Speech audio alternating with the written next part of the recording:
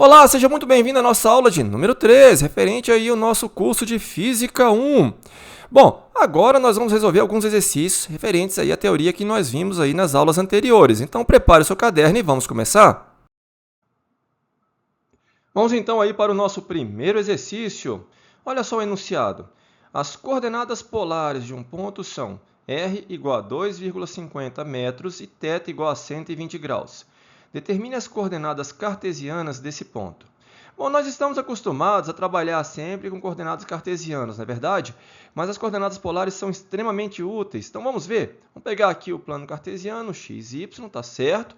E, de acordo com o enunciado, nós temos aí o ponto distante da origem, tá? É o que está escrito aqui, olha. R igual a 2,50 metros. Então, tá aí, olha. 2,50 metros... a distância do ponto, claro que pode ser em qualquer lugar aqui, olha, no plano cartesiano, mas está bem especificado por conta desse ângulo θ, olha. O ângulo θ aqui é de 120 graus e é o ângulo que a distância aqui, o raio, forma com o eixo x, tá certo? E a gente vai adotar sempre aqui, olha, no sentido anti-horário, ok? Então, 120 graus. Olha, basta você pegar essa distância de 2,50 metros e projetar aqui no eixo x e no eixo y, tá certo? Usando aí as relações trigonométricas de seno e cosseno. Então, vamos lá. Olha só, vamos projetar aqui no eixo x e vamos projetar aqui no eixo y.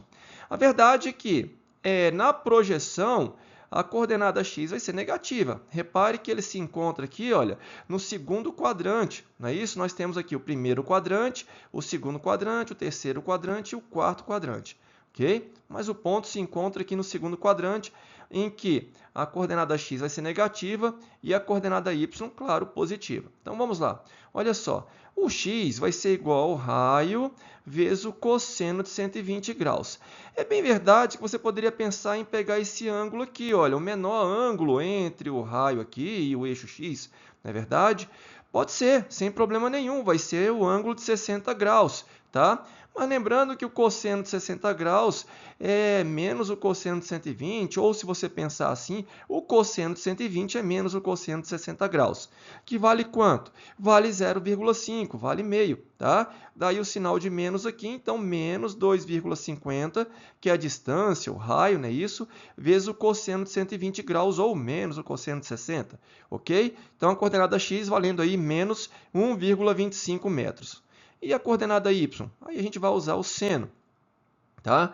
O seno de 120 graus, que é igual ao seno de 60. Aí não troca o sinal, tá certo? Você pode pensar nesse ângulo aqui, sem problema nenhum, 60 graus, e usar o seno de 60 graus, que é igual ao seno de 120. No caso, raiz de 3 sobre 2. Então, vai ficar R 2,50 vezes o seno de 120 graus. Raiz de 3 sobre 2, então 1,25 raiz de 3 metros, ok? Olha, coordenadas polares, olha só.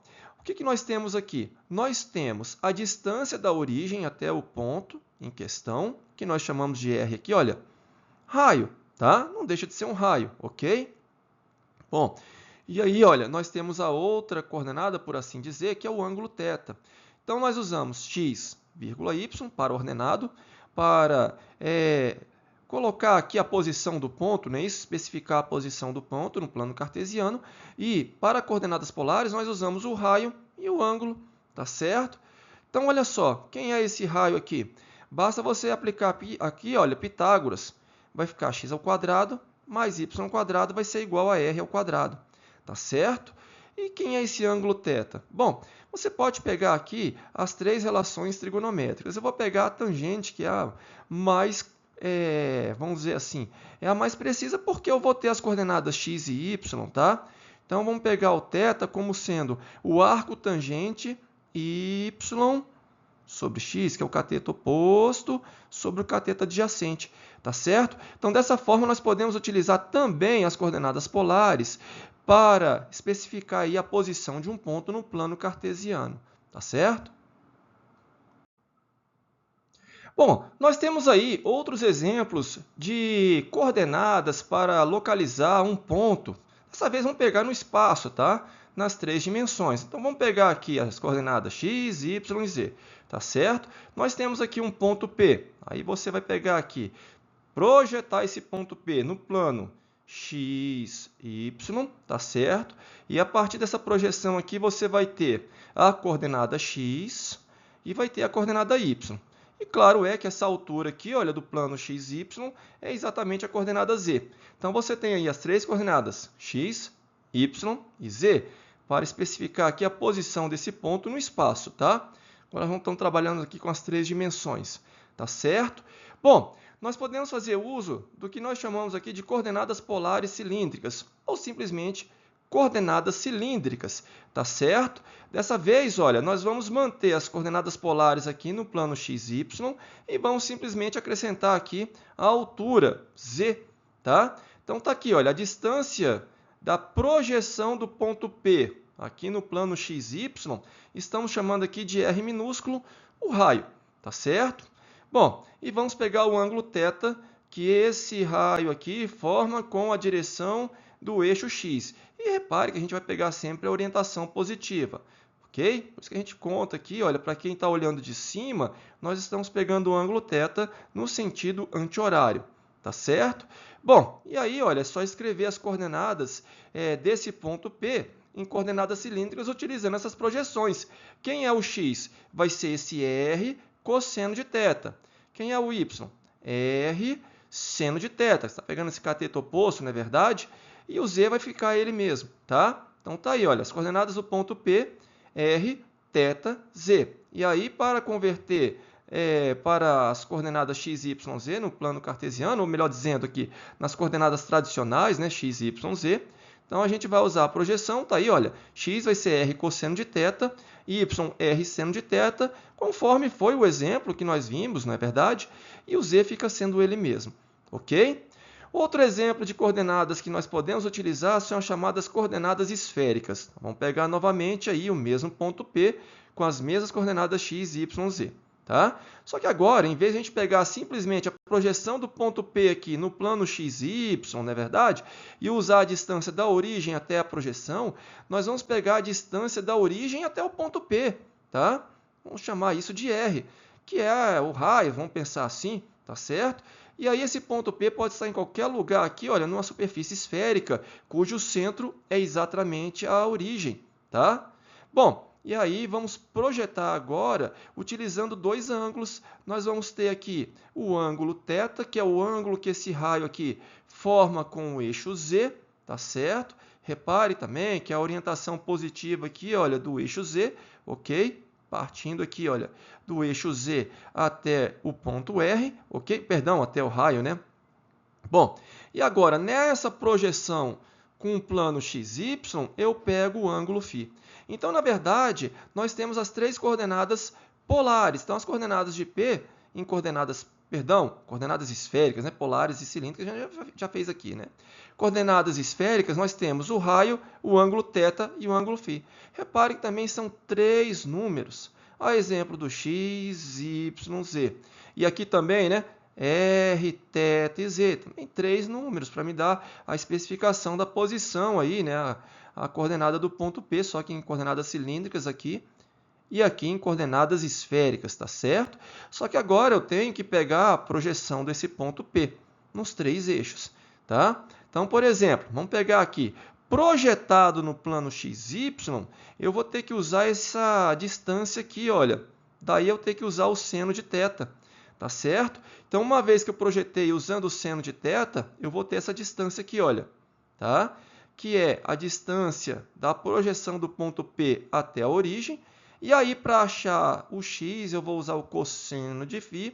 E para achar o y, eu vou usar o seno de φ. Então, vamos lá. Olha. Quem é o x? Então, vamos projetar aqui. P projetado no plano. Então, eu tenho que usar aqui essa distância. E essa distância aqui vai ser dada em termos do seno do ângulo θ. Tá certo? Por isso, eu tenho aqui, olha, R seno de θ. Uma vez que foi projetado, então eu já tenho essa distância, ela vale R seno de θ. Eu vou projetar no x usando cosseno de φ, tá? Como nós fizemos aqui, olha, usamos aqui o cosseno de θ, aqui eu vou usar o cosseno de φ. Só que aqui eu estou usando o cosseno de φ na projeção aqui, olha, nessa distância a partir da origem, tá? Bom, o y não vai ser diferente, vai ser o r seno de θ, que é essa distância aqui, tá certo? Vezes o seno de φ, ok? Bom, quem é o z? Bom, aí o z você vai usar o cosseno de θ, r cosseno de θ. Então, dessa forma, você tem aí, vamos dizer assim, a conversão, né? Estamos achando aqui as coordenadas x, y, z, a partir das coordenadas esféricas r, θ e φ. Tá certo? Então, nós temos essas três coordenadas que são as mais utilizadas, tá certo? Existem outras coordenadas, mas aí é muito avançado, nós não vamos entrar aí nesse assunto, ok? Exercício de número 2. Imagine que o cabelo de uma pessoa cresça a uma taxa de 1,32 de inch, polegadas em inglês, por dia. Determine essa mesma taxa em nanômetros por segundo. A distância entre átomos em uma molécula é da ordem de 0,1 nanômetros. Sua resposta indica o quão rápido camadas de átomos são juntadas nessa síntese. Olha, eu gostaria que você pausasse o vídeo e tentasse aí responder esse exercício. Bom, espero que você tenha pausado o vídeo e tentado responder aí essa questão. Então, vamos lá, vamos para a resposta. Olha só, uma polegada, repetindo aí do inglês, né? Um inch, corresponde a 2,54 centímetros, tá? Ou seja, 2,54 vezes 10 elevado a sétima nanômetros. Mas como é que eu achei isso? Olha só. Cent é um prefixo, corresponde à potência de 10 elevado a menos 2, ok? Mas acontece que nano, que é o prefixo, esse nzinho aqui, corresponde a nano, é uma potência também de 10, é 10 elevado a menos 9. Então, se eu quero transformar de centímetros para nanômetros, eu tenho que fazer a correspondência aqui, olha, porque 1 metro corresponde a 10 a mais 9 nanômetros. Aí eu tenho 10 elevado a menos 2 vezes 10 elevado a mais 9, vai dar o 10 elevado a sétima, tá certo? Nanômetros, ok? Se você pegar o prefixo nanômetro aqui, olha, pega o prefixo aqui valendo 10 a menos 9. Multiplica 10 elevado a sétima por 10 elevado a menos 9. Vai dar 10 elevado a menos 2. E 10 a menos 2 é o prefixo cent, tá certo? Centímetros, ok? Então, vamos lá. Olha só. De acordo com o texto, eu tenho aqui uma taxa de 1,32 polegadas por dia, tá? Acontece que uma polegada corresponde a 2,54 vezes 10 elevado a sétima nanômetros. Então, vamos colocar ele aqui, tá? Só não vou colocar a unidade, não tem necessidade. Já sei que isso daqui já corresponde ao nanômetro. E acontece que o dia aqui, olha, 86.400 segundos. Tá certo? Uma conta simples, eu acho que não tem dificuldade aí de você utilizar aí a correspondência de dia para segundo, ok? E eu tenho que fazer essa conversão aqui de dia para segundo porque ele quer, olha, por segundo, tá certo? Então, eu tenho que fazer essa conversão aqui. Agora, é só efetuar a multiplicação, tá certo? Eu vou encontrar aqui o valor aproximado de 9,2 nanômetros por segundo. Uma outra forma aqui, tá? De escrever aqui por segundo, em vez de utilizar a barra, eu costumo muito utilizar essa potência negativa aqui, multiplicando, tá certo? Não deixa de ser aquela divisão de nanômetros por segundo, tá certo? Bom, são cerca de 92 camadas por segundo, não é verdade? Utilizando aqui a correspondência aqui de 0,1 nanômetros, tá certo? Que ele fala aqui, né? Crescimento, né? A distância de uma molécula para outra, tá certo? Então, são cerca de 92 camadas por segundo aí que nós temos de acréscimo no crescimento aí capilar, ok? Exercício de número 3.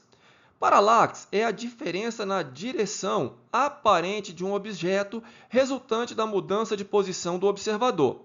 Procure segurar uma caneta na sua frente e feche inicialmente o olho direito e depois o olho esquerdo.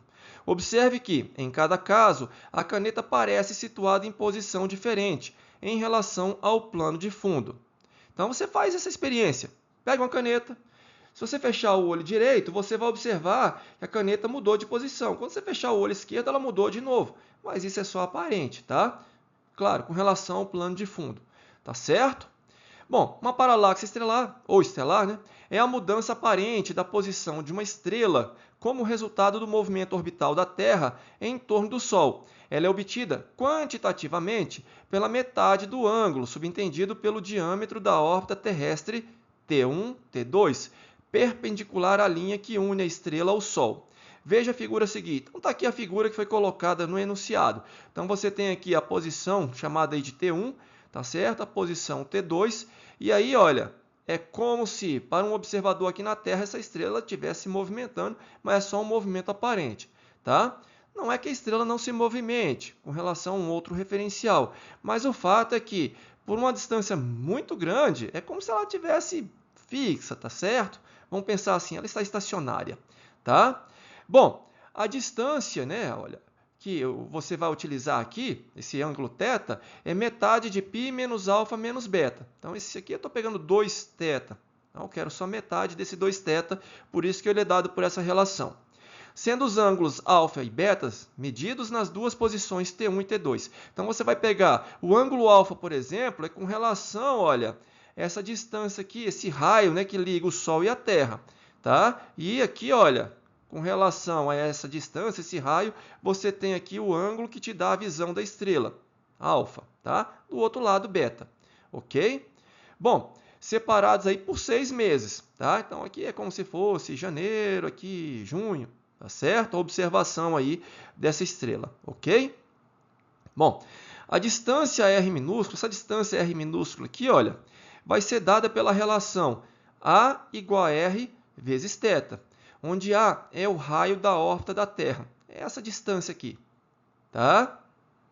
Ok? E para calcular esse R, então, eu vou usar a metade desse ângulo 2θ, né? Só o ângulo θ, ok? É como se isso daqui, olha, estivesse pegando aquela relação na circunferência, não é isso? Você tem aqui o A, que seria aqui a distância no arco de circunferência, segundo o ângulo θ, sendo dado por R vezes θ, tá? Só que, claro, tem que ser expresso em radianos. A estrela que apresenta maior paralaxe, cujo valor é de 0,76 segundos de arco, isso é, a estrela mais próxima é a Alfa Centauro. Calcule a sua distância do Sol expressa em metros, anos-luz e unidades astronômicas. O que é uma unidade astronômica?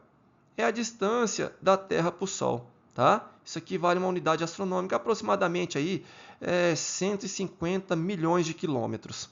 Tá certo? Bom, eu espero que você pause o vídeo e tente resolver essa questão. Bom, espero que você tenha pausado o vídeo, então vamos lá, vamos para a solução. Mas previamente, vamos achar essa relação aí de graus, minutos, segundos de arco, para depois a gente achar em radiano. Então vamos lá, olha só. 1 grau corresponde a 60 minutos de arco, tá certo? É uma coisa muito pequena, tá? E 1 minuto de arco corresponde a 60 segundos de arco, menor ainda.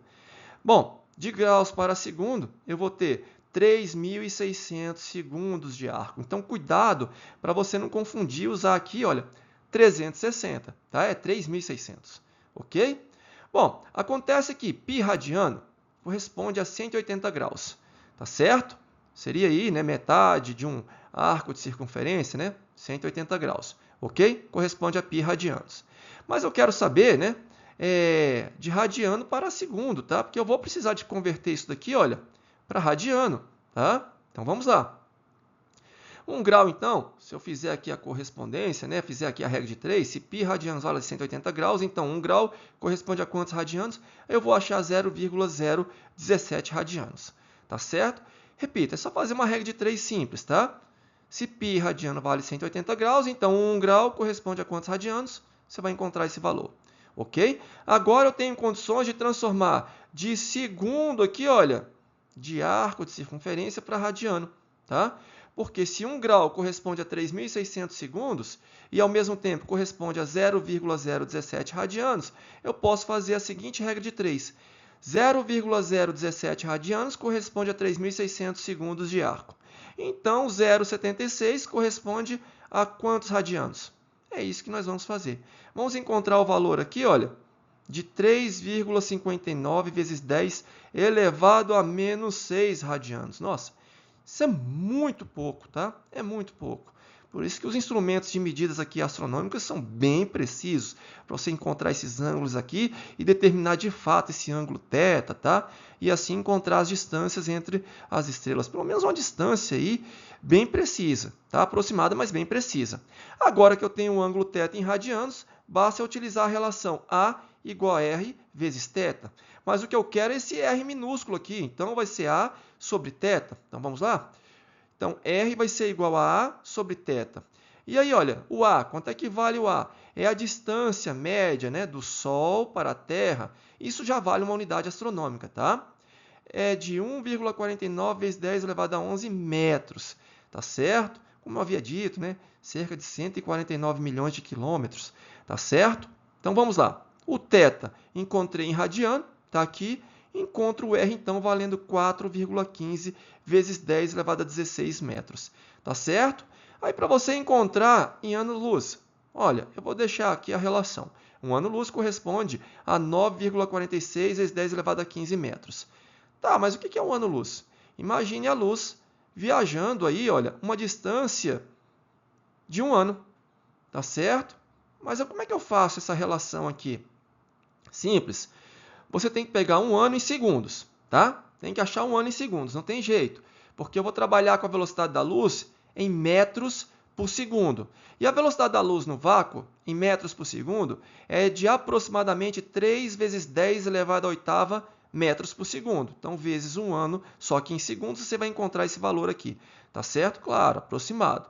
Ok? Aí, de novo, você pode fazer uma regra de 3 e você vai encontrar aqui a distância em ano-luz. Tá certo? E também achar quantas vezes isso aqui é maior que uma unidade astronômica, tá? E a unidade astronômica é de 1,49 vezes 10 elevado a 11, é a distância, tá? Distância média entre a Terra e o Sol. Digo média porque a Terra aqui orbita o Sol numa trajetória elíptica, sendo que o Sol ocupa um dos focos, tá certo?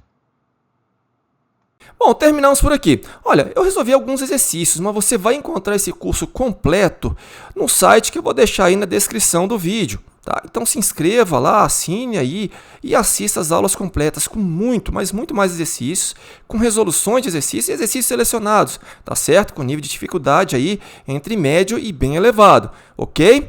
Bom, como é que é? Você não é inscrito no canal? Se inscreva no canal, não cometa essa loucura de ficar de fora. Compartilhe o vídeo com os colegas, vai. Não deixe de dar o seu joinha, ok? Bom, te vejo aí na próxima aula. Até lá!